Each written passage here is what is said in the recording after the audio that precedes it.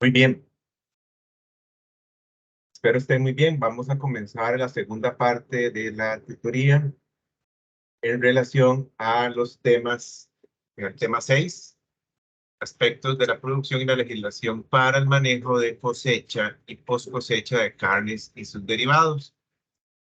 Contenidos temáticos, aspectos de la producción y la legislación para el manejo de cosecha y post cosecha de carnes y sus derivados, composición de alimentos de origen animal, res, carnes, cerdo, pollo, salud y bienestar animal, proceso de cosecha en granja o finca, ayuno, atrapado, ingreso a Java, acomodo en transporte, horario de transporte, etapas básicas en planta, inspección veterinaria, aturdimiento, colgado, desangrado, eliminación de partes no comestibles, cabeza, patas, piel, pelo, plumas, vísceras, desinfección de canales, enfriamiento, almacenamiento y maduración, planta de subproductos, rendering, harina y aceite, trazabilidad de los productos pecuarios de la finca al mercado, legislación y normativa nacional relacionada con la producción y manejo de derivados de animales, reglamento de inocuidad de productos, subproductos y derivados de origen pecuario, HACCP, y inspección veterinaria post-mortem, decomisos, reglamento de uso de medicamentos veterinarios y requisitos para exportación de carnes y además certificación global en producción animal. Dando énfasis en las lecturas, como hablamos en la primera parte de la tutoría, en relación a las lecturas que considero para esta evaluación las más pertinentes, vamos a ir haciendo un análisis de cada una de ellas. La primera lectura es composición química de los alimentos. Muy bien. Bueno, en relación a esta lectura, por el PDF. Ok. Esta lectura proporciona información sobre la carne, su composición química y su importancia nutricional. Son aspectos básicos sobre la composición de la carne. También se describen las generalidades de la carne de animales de cuatro patas, su estructura y cómo se almacena después del sacrificio. También se discuten las diferencias entre las carnes blancas y se proporcionan consejos sobre cómo manejarlas adecuadamente para evitar infecciones. Además, se incluyen algunas actividades muy bonitas para que ustedes puedan poner en práctica lo aprendido. ¿Ok?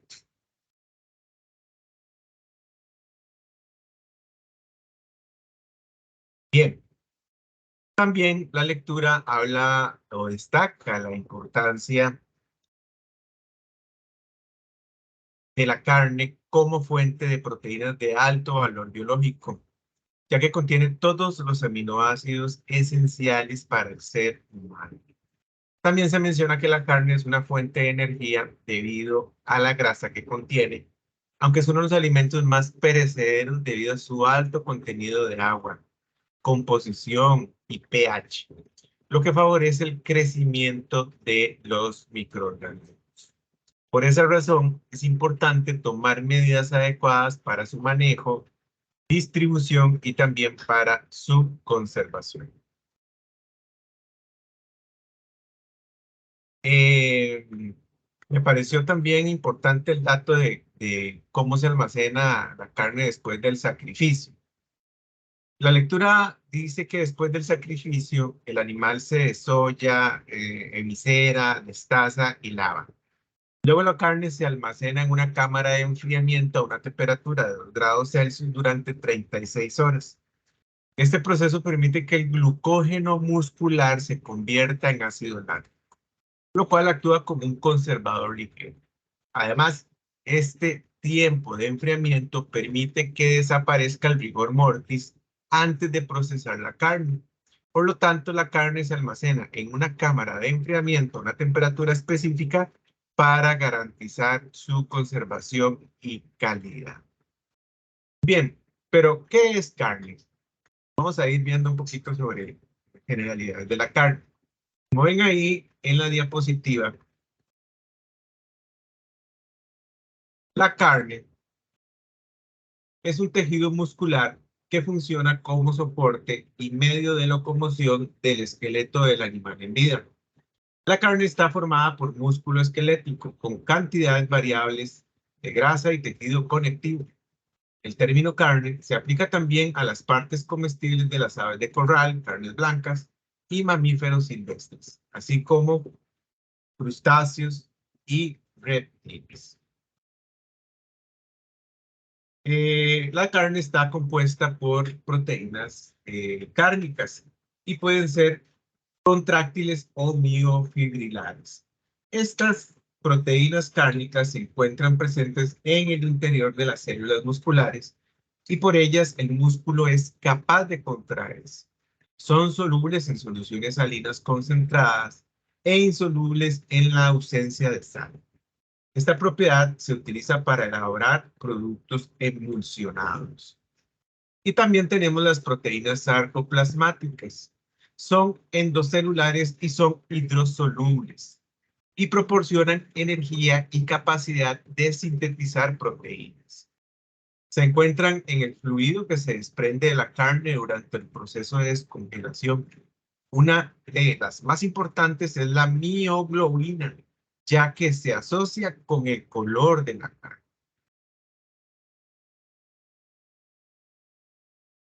El tejido conectivo, su función es transmitir al esqueleto el movimiento que genera la contracción de las proteínas miofibrilares. Son duras y resistentes. En su composición predomina el colágeno. Este varía de músculo a músculo. Al paso de los años, el colágeno se vuelve más duro, pero no disminuye su calidad. Esta es la razón por la cual la carne de animales viejos es más dura. Al deshidratarse, el colágeno se endurece, dándole propiedades para la protección de embutidos. La estructura de la carne, como podemos ver aquí, la carne magra está formada de una gran cantidad de fibras musculares. Las fibras musculares son delgadas y muy largas, cubiertas por una delicada membrana transparente o sarcolema. Sarcolema, sarcoplasma y las miofibrilas.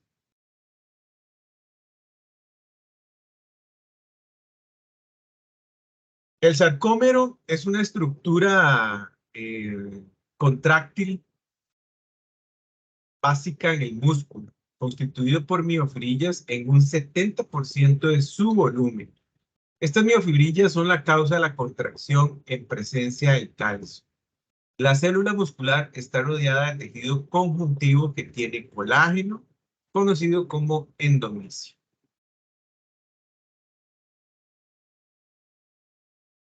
El tejido conectivo, las fibras musculares, los huesos y la grasa de la carne se mantienen en su lugar por el tejido conectivo.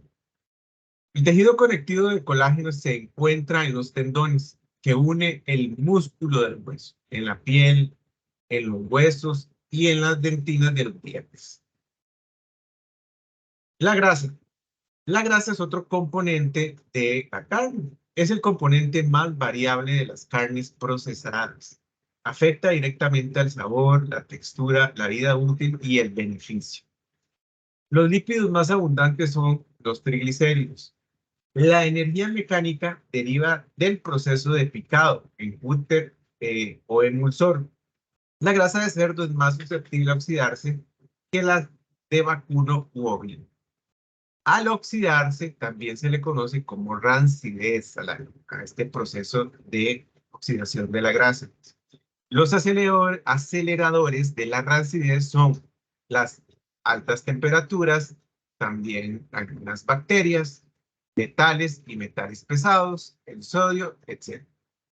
Los antioxidantes más comunes son el anol hidrobuxilato, hidrobuxitilato, perdón, o BHA, y el galato de propilo.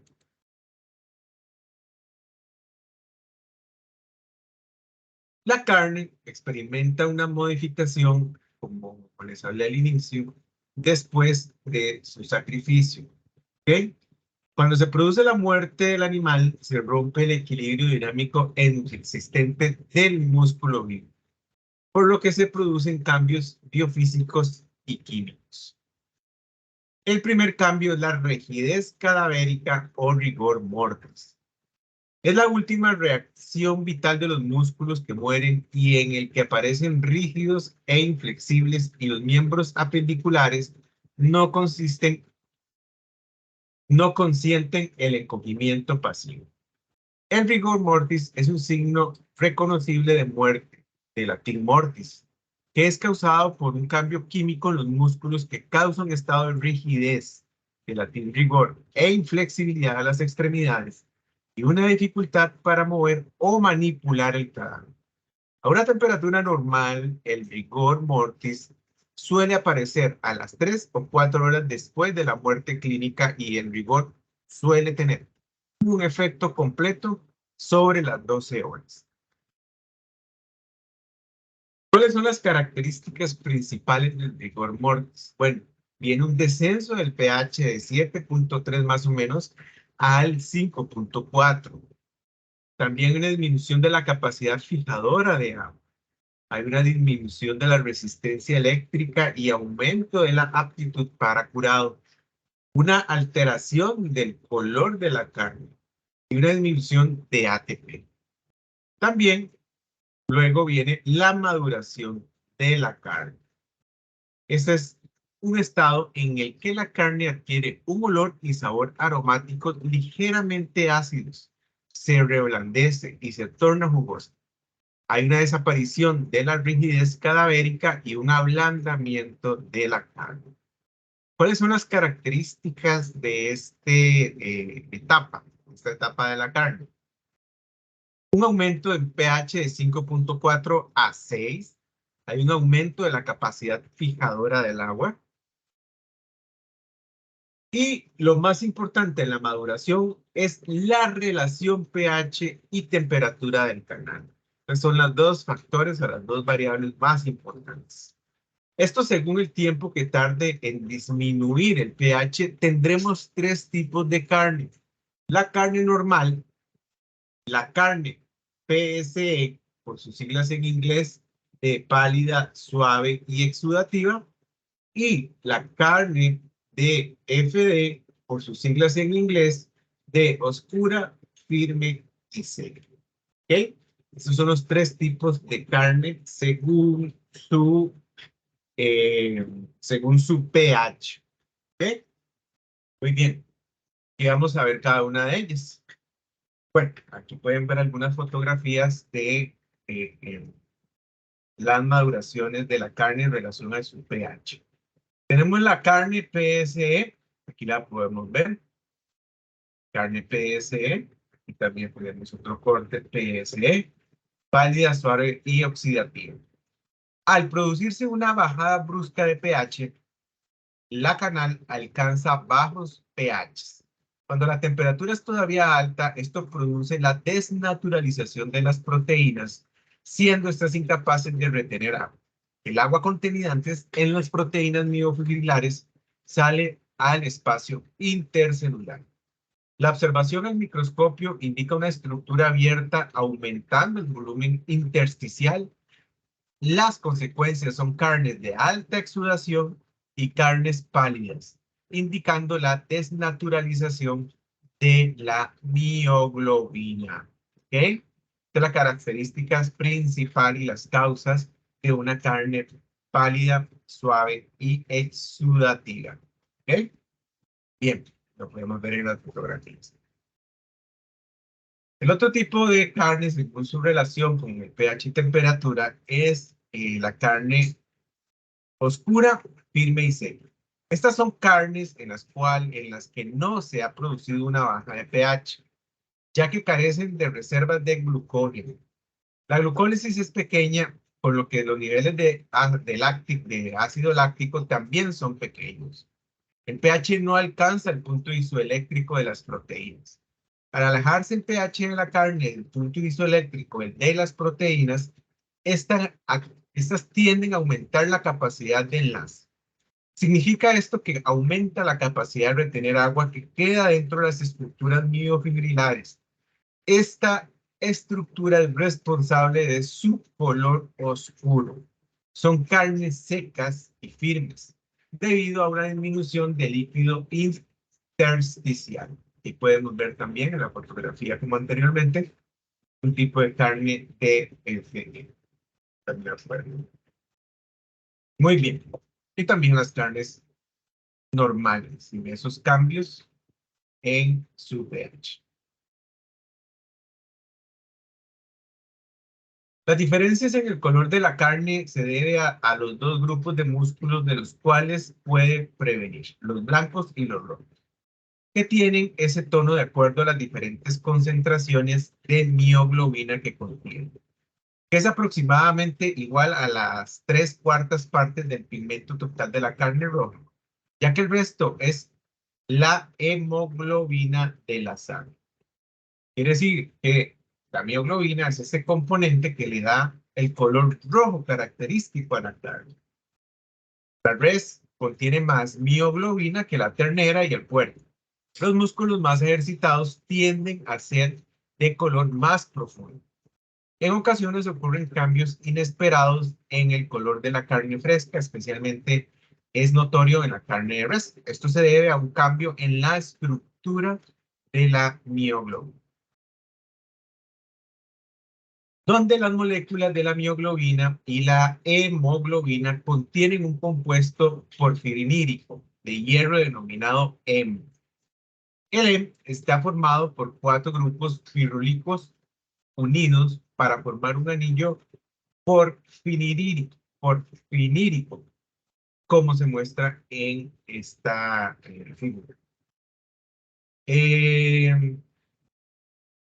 Al presentar un color rojo brillante u oximioglobina, se debe a la combinación de la mioglobina, se oxida rápidamente con el oxígeno. El color púrpura o mioglobina se debe a que el color al fierro se encuentra en su forma reducida P+2 y el color café o metamioglobina por un contacto prolongado con oxígeno tomando un color pardo. Vamos a ver si tengo alguna fotografía de esto por aquí para mostrarle mejor cómo, cómo se ve eso.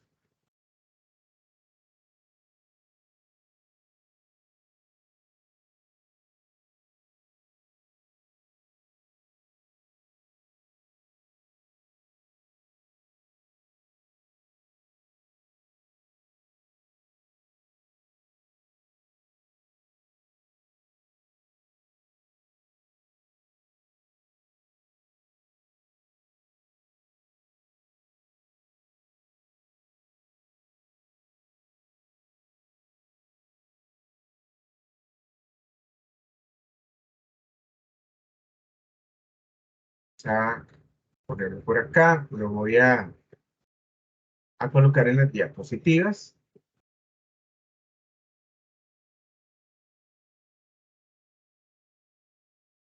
Voy a ponerlo por acá para que también lo tengan en la referencia.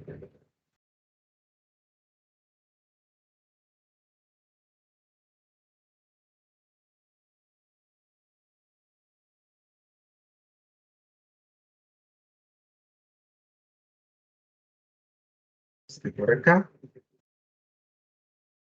Aquí lo pueden ver. Voy a poner otra imagen por acá.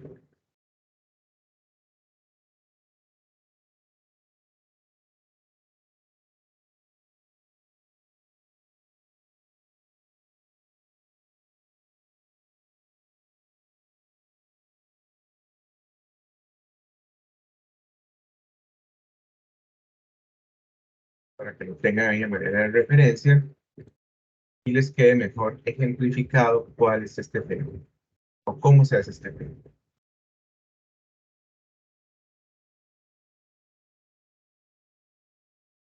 Bien, aquí podemos observar.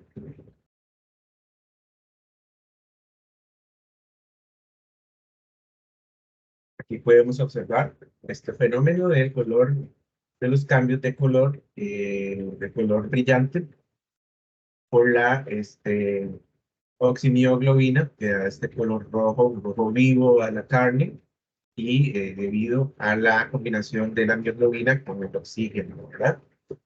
Luego el color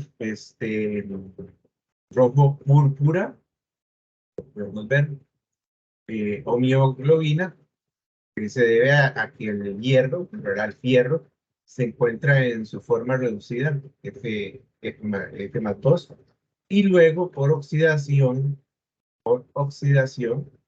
puede generar el color café o la mioglobina, que es ese color pardo, ¿verdad? Por un contacto prolongado con el oxígeno, ¿verdad? Muy bien. Pueden ver esto, también lo pueden ver aquí. Oximioglobina, el rojo vivo, más oxidación. El deximioglobina, el rojo púrpura, es oxidación y reducción. Y la metamioglobina es ese rojo pálido. Muy bien. Ahí les dejo estas fotografías para que ustedes se acuerden de estos cambios que pueden tener la carne en relación a la oxidación o la reducción eh, de oxígeno en la niña, ¿verdad? Y la presencia de hierro en la carne. Bien, vamos a continuar. Ok, bueno, aquí el tema de bienestar animal es un tema muy amplio, ¿verdad? Tienen dos lecturas, el bienestar animal y el transporte y logística pre-sacrificio, que me parecieron lecturas muy afines. Y en relación a este tema, yo les voy a dejar unos enlaces en esta diapositiva para que ustedes vean y complementen el tema de bienestar animal, cómo lograr el bienestar animal en una explotación ganadera. Y también unos que me parecieron muy bonitos ver, que son indicadores de comportamiento y bienestar animal. Pues todos estos videos son importantísimos que los vean como complemento de estas lecturas. Por favor, vean lo que son importantísimos.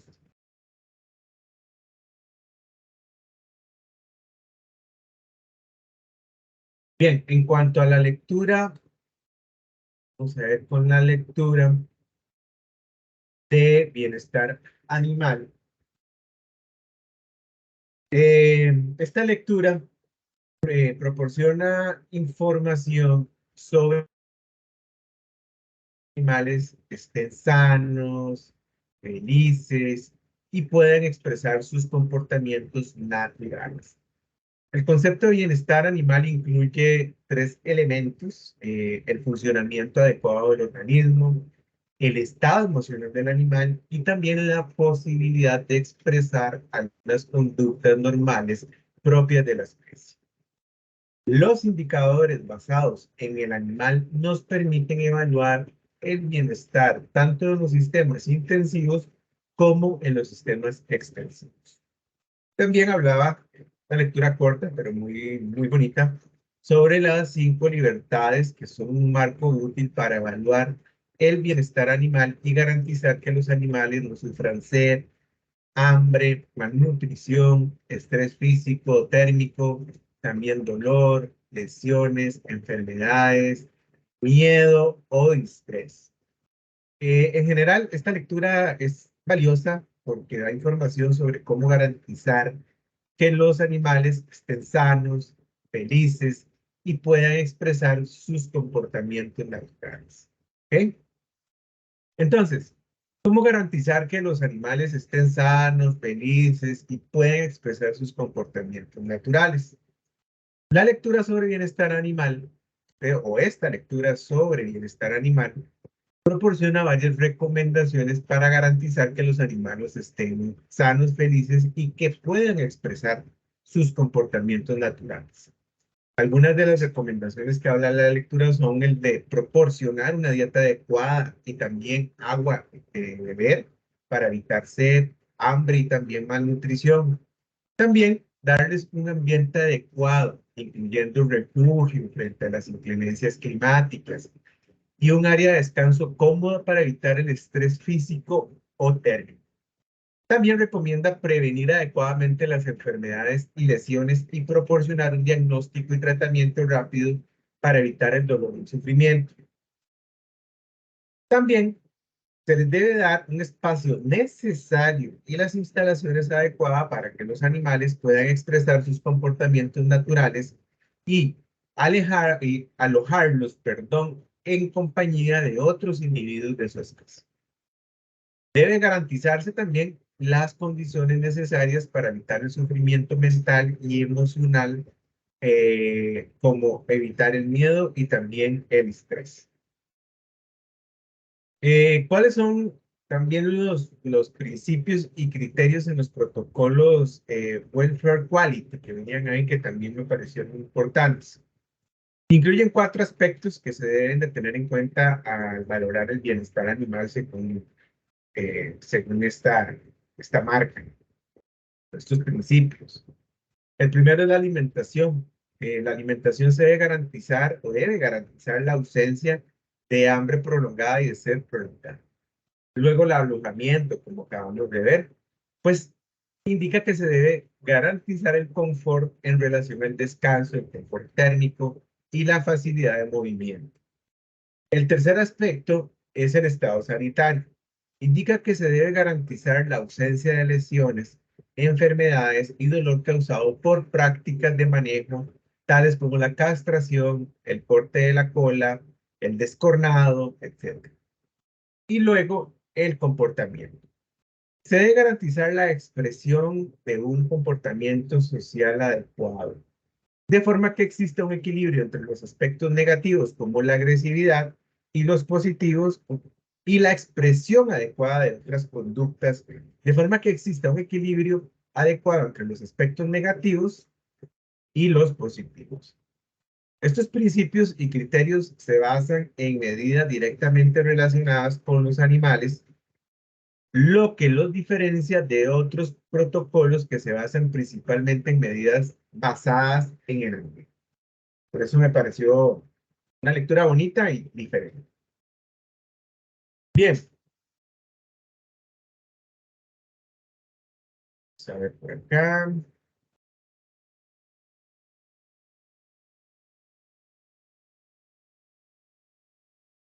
La otra lectura es Transporte y Logística Pre-Sacrificio, Principios y Tendencias en Bienestar Animal y su relación con la calidad de la carne. Ok, bueno.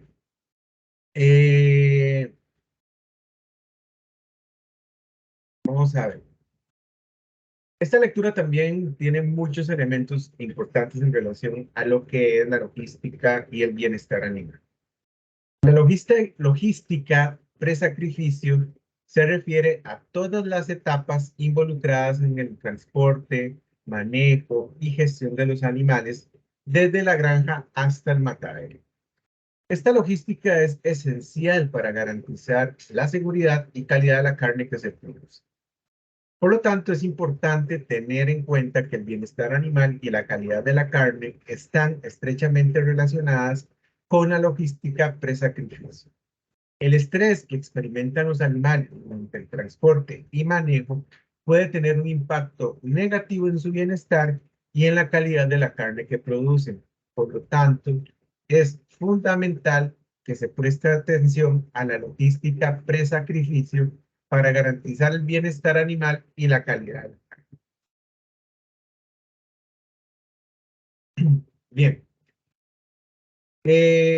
También hablaba sobre las etapas de la logística pre-sacrificio. Ahí hablaba sobre aspectos como el transporte desde la granja hasta el matadero, el manejo y gestión durante el transporte y también la llegada de descarga en el matadero.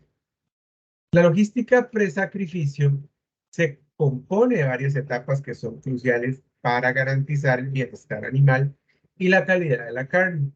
Estas van a incluir, como les dije, el transporte desde la granja hasta el matadero. Esta etapa implica el traslado de los animales desde la granja hasta el matadero.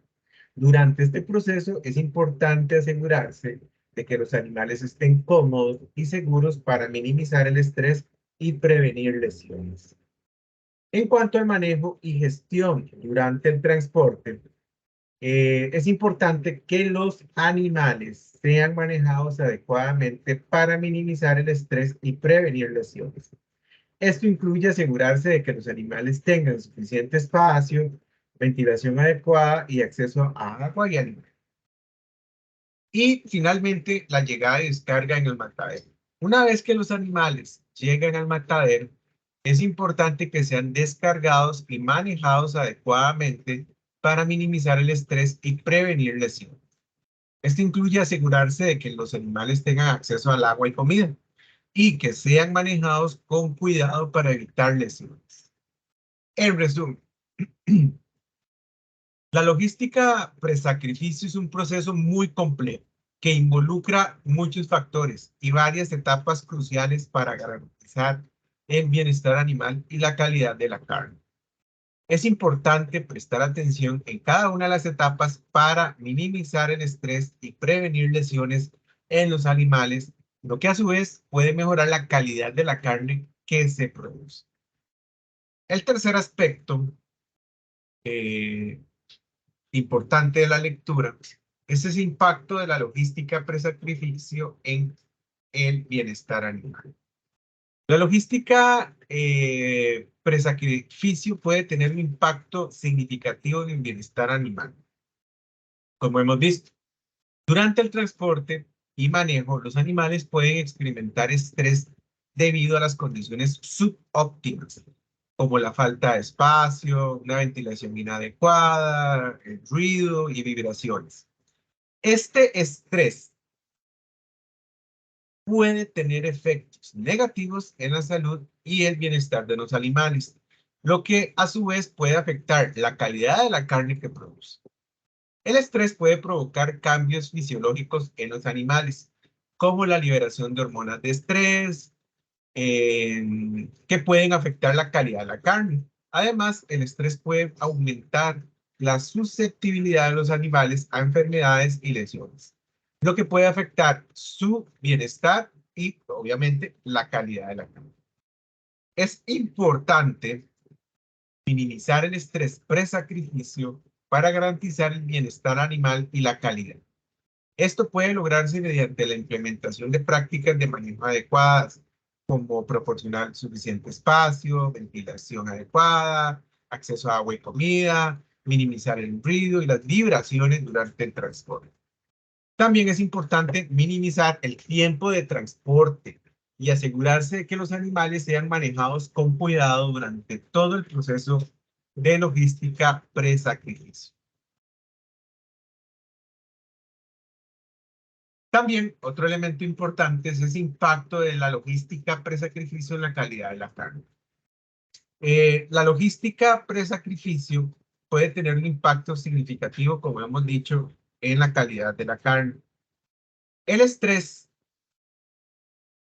que experimentan los animales durante el transporte y manejo puede tener efectos negativos en la calidad de la carne que se va a producir. El estrés pre-sacrificio puede provocar cambios fisiológicos en los animales, como la liberación de hormonas de estrés, que pueden afectar la calidad de la carne, como les dije anteriormente.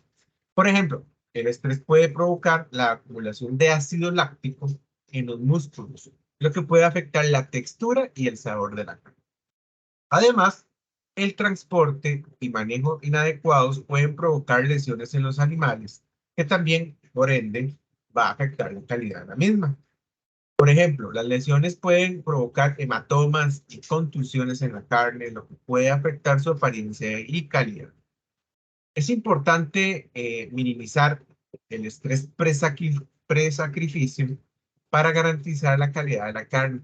Esto puede lograrse mediante la implementación de prácticas de manejo adecuadas, como proporcionar suficiente espacio climatizable, la ventilación, que también es un factor importante, la comida, el agua, y también minimizar los ruidos y también las vibraciones durante el transporte. Como les decía, también minimizar los tiempos de transporte desde el campo hasta la planta de sacrificio. La lectura también hablaba sobre herramientas de evaluación y para la toma de decisiones. Para minimizar el impacto del estrés presacrificio en el bienestar animal y la calidad de la carne, es necesario desarrollar sistemas de evaluación y toma de decisiones efectivas en la logística presacrificio. Algunas herramientas y protocolos que se pueden utilizar incluyen sistemas para evaluar el bienestar animal durante el transporte. En la lectura hablaba que existen diversas herramientas y protocolos para evaluar el bienestar animal durante el transporte, como el sistema de evaluación de bienestar animal en transporte. Creo que en inglés es AWT. También existe el sistema de evaluación de bienestar animal en transporte de la Unión Europea. Estos sistemas permiten evaluar el bienestar animal durante el transporte y tomar decisiones para minimizar el estrés y prevenir el estrés. Y como ustedes como están leyendo, también viene una lectura asociada a el Global Gap, también como norma para bienestar animal. Otro herramientas son los protocolos para minimizar el estrés pre-sacrificio. Esos protocolos tienen que implementarse eh, con el propósito de minimizar ese estrés pre-sacrificio, como por ejemplo proporcionar suficiente espacio, el agua, el alimento, evitar vibraciones, ruidos. Por lo tanto, también es importante minimizar ese tiempo de transporte, que les digo que también es un factor muy importante, puesto que los animales durante el transporte pueden sufrir cualquier tipo de daño, entre ellos, pueden también sufrir estrés, etcétera, que incide directamente en la calidad de la vida. Y también la importancia de la toma de decisiones efectiva en la logística pre-sacrificio. Una toma de decisiones efectiva en la logística pre-sacrificio puede ayudar a minimizar el estrés pre-sacrificio y mejorar el bienestar animal y la calidad de la carne. Esto implica evaluar los riesgos y beneficios de diferentes prácticas de manejo y transporte y tomar decisiones informadas para minimizar el estrés y prevenir lesiones. En general, es importante utilizar herramientas y protocolos efectivos para evaluar el bienestar animal durante el transporte y minimizar el estrés pre-sacrificio. También, como vimos, como están estudiando en la lectura, es importante tomar decisiones informadas para mejorar la logística pre-sacrificio y garantizar el bienestar animal y, por lo tanto, la calidad. Para ir terminando con esta lectura, la logística pre-sacrificio es un aspecto crítico en la producción de carne y puede tener un impacto significativo en el bienestar animal y la calidad de la carne. Es importante priorizar el bienestar animal y la calidad de la carne en la logística pre-sacrificio y desarrollar herramientas y protocolos efectivos para minimizar el estrés pre-sacrificio y prevenir lesiones. La implementación de buenas prácticas de manejo adecuadas, como proporcionar suficiente espacio para que estén los animales, la higiene, la limpieza, la ventilación, el acceso a agua potable, acceso a alimento, eliminación de ruidos, de vibraciones durante el transporte y otros, no solamente esos existen, pueden ayudar a minimizar el estrés pre-sacrificio y mejorar el bienestar animal y la calidad de la carne.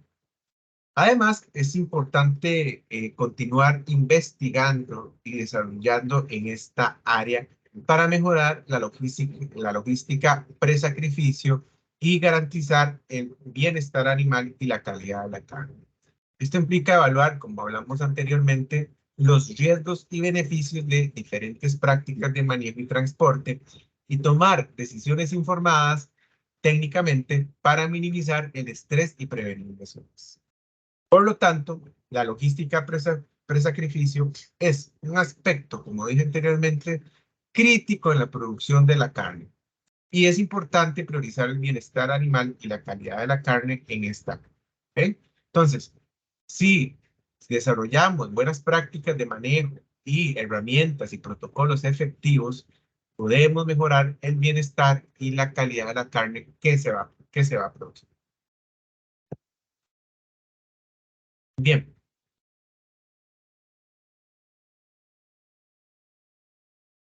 Ok.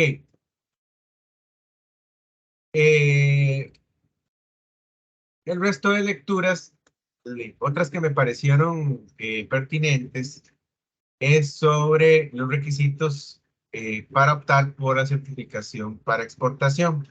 Esto es un documento PDF, una paginita.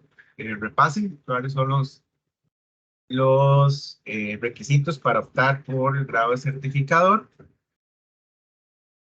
Y también el otro es el resumen del procedimiento para exportar en un SENASA.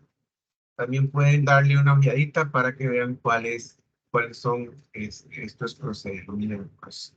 Pueden ingresar a la página de SENASA para ver si están actualizados. Entren a senasa.gov.cr y busquen procedimiento para exportar productos o productos y derivados de origen animal para consumo humano, y ahí vienen las versiones más actualizadas. Les recomiendo que lo hagan para ver si este archivo está, o esta información está actualizada. Por favor, búsquenlo. Y también vayan relacionándose con cierta legislación vinculada a todo esto. Por favor, decretos están acá. Los decretos, la ley orgánica, la general de salud, los reglamentos técnicos para carne, productos cárnicos, etcétera. Pueden irlos complementando, no son evaluables en este examen, pero recordemos que tenemos que ir conociendo toda la legislación en general relacionadas al área, ¿verdad? Entonces, en la parte de productos cárnicos, plantas de sacrificio, de huese, sí, productos lácteos y demás, tenemos que ir conociendo la legislación a ti. Entonces, por favor, dense una visita a la página de SENASA y vean la legislación, vayan conociendo la legislación atinente a esta tecnología. ¿Ok? Muy bien. Creo que por aquí estamos con la tutoría. Ya saben que cualquier duda relacionada a el, el tema 5 y 6, lo pueden hacer llegar por escrito. Ya sabemos que tenemos una plataforma y demás que pueden hacer uso de ella. Y muchas gracias por haber visto esta tutoría. Muy buenas tardes.